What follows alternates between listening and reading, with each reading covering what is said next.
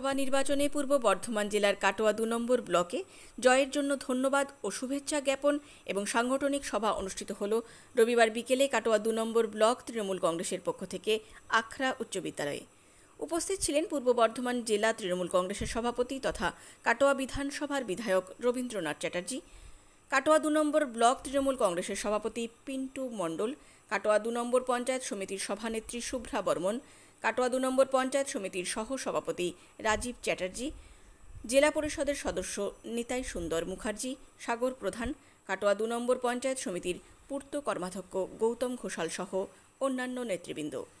এই সভার হাজির হয়েছিলেন কাটোয়া ২ নম্বর ব্লকের বুথ স্তরের কর্মী সমর্থকেরা। এর পাশাপাশি আগামী ২১শে জুলাই ধর্মতলায় শহীদ দিবস অনুষ্ঠিত হবে, সেই উপলক্ষে একটি প্রস্তুতি সভা করা হয় কাটোয়া ২ নম্বর ব্লক তৃণমূল কংগ্রেসের পক্ষ থেকে। কাটোয়া থেকে রাহুল রায়ের রিপোর্ট, সামজিৎ।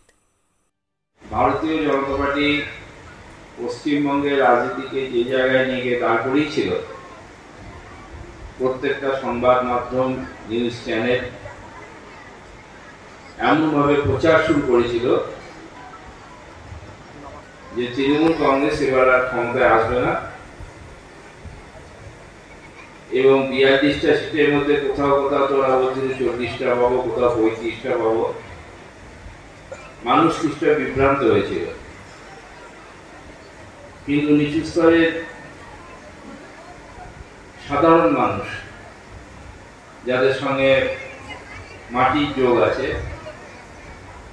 তারা তৃণমূল কংগ্রেসকে কোনো সময় ছেড়ে যায়নি। আমাদের যেটা প্রয়োজন ছিল, আমাদের কর্মীদের যেটা করার দরকার ছিল, যে সেই মানুষগুলোকে একত্রিত করা এবং ভোট কেন্দ্র পর্যন্ত পৌঁছে দেওয়া, সেই জায়গাটায় আমাদের কর্মীরা সফল হয়েছে। আপনারা জানেন যে ২০১৯-এর লোকসভা নির্বাচন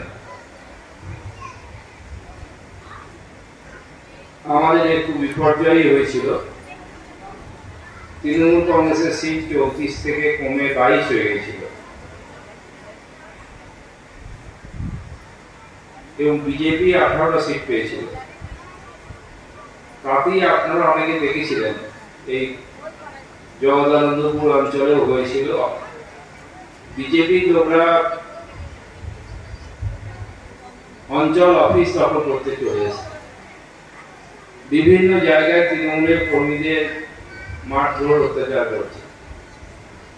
অর্থাৎ তারা যদি আরেকটু ভালো কাজ করতে পারত, তাহলে আমাদের কাছে একটা প্রশ্ন দেখা দিত, এটা স্বাভাবিক নয়, স্বাভাবিক। কিন্তু আমাদের কর্মীদের সামগ্রিক চেষ্টায় সে প্রয়াস বিফল হয়েছে। মাননীয় মুখ্যমন্ত্রী তিনি বাংলার মানুষের মন বোঝেন, বাংলার মানুষ কি চাইছেন সেটা জেনে সেই মতোই তিনি ব্যবস্থা গ্রহণ করেন এবং তার সেই ব্যবস্থা গ্রহণের জন্য সাধারণ মানুষ মুখ্যমন্ত্রীকে নিজেদের লোক বলে মনে করে। আপনারা দেখেছেন যে এইবার নির্বাচনের আগে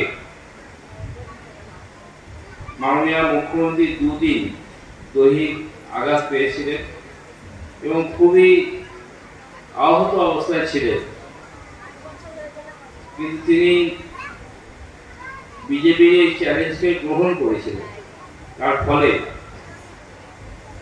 এত অজস্র সভা তিনি করেছেন,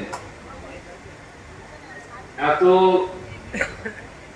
রোড শো করেছেন, চিন্তা করা যায় না। এই বয়সে তিনি দলকে উজ্জীবিত করার জন্য যে পরিশ্রম করেছেন তার কোনো মূল্য হয় না। তার কোনো সেই শহীদদের স্মৃতির উদ্দেশ্যে আমরা আমাদের যে জয় সেটাকে উৎসর্গ করব এবং সেই মতোই আমরা আপনাদের কাছে বলতে এসেছি যে ২১শে জুলাই আমাদের কলকাতা যেতে হবে। ঠিক তেমনি এখন থেকে এই মুহূর্তে যেহেতু কোনো নির্বাচন নেই, কিন্তু মানুষের সঙ্গে সম্পর্কটাকে আমাদের আরো বাড়াতে হবে। একটা পর্যায়ে ছিল যখন দলটা মুখে মুখে চলত, কোনো সাংগঠনিক পরিকাঠামো ছিল না। এখন অন্ততপক্ষে ব্লক সভাপতি, ব্লক স্তর নির্দিষ্টভাবে তাদের খুঁজে পাওয়া যায়, ঠিক তেমনি অঞ্চল সভাপতি, অঞ্চলের স্তর সেটাও খুঁজে পাওয়া যায়। আমাদের এখন চেষ্টা করতে হবে যে আমাদের বুথ সভাপতি আছে। আমার খুব ভালো লাগে মাঝে মাঝে কোনো বুথের সভাপতি ফোন করে বলে যে আমি অত নম্বর বুথের সভাপতি, আমার এই কর্তব্য। কিন্তু এখন বুথ স্তরটাকেও আমাদেরকে আরো শক্তিশালী করতে হবে। Bengal Fifth Hospital, the first fully NABH accredited multi-speciality corporate hospital with affordable and quality healthcare services. Have faith, Bengal Faith.